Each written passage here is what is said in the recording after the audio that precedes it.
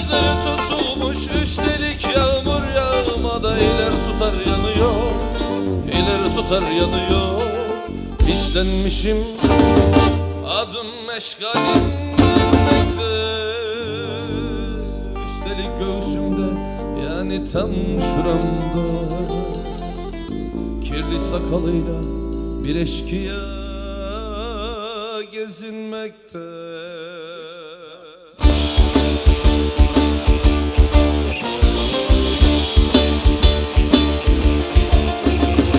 Başım belada, adamın bir vurulmuş sokakta, cebinde adresim bulunmuş.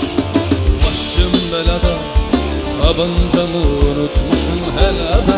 Nereden baksan tutarsızlık, nereden baksan tutarsızlık, nereden baksan ahmakça.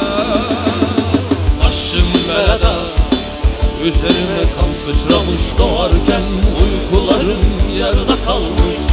Başım belada, senelerce kuralsız yaşamışım.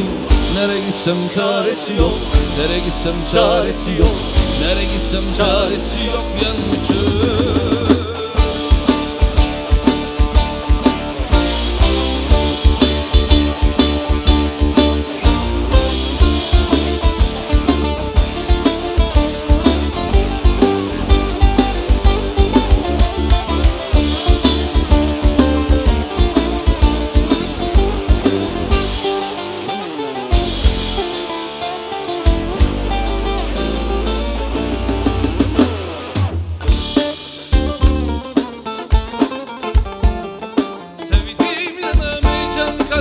Seni esmer kız, kirpiklerinde çırpınan şu tuzlu gözyaşında, ihanetin adı yok, ihanetin adı yok. Neylersin ki çember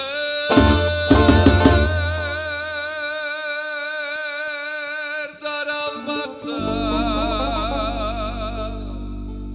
Şimdilik hoşça kal yaban çiçeği, yasal mermisiyle bir komiser yaklaşmakta.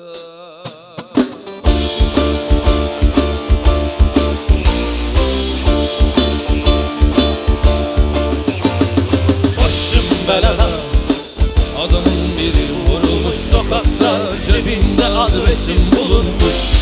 Başım belada, tabancamı unutmuşum helada. Nereden baksan tutarsızlık, nereden baksan tutarsızlık, nereden baksan ahmakça. Başım belada, üzerime kan sıçramış, doğarken uykularım yarıda kalmış. Başım belada, senelerce kuralsız yaşamışım. Nereye gitsem çaresi yok, nereye gitsem çaresi yok, nereye gitsem çaresi yok, yanmışım.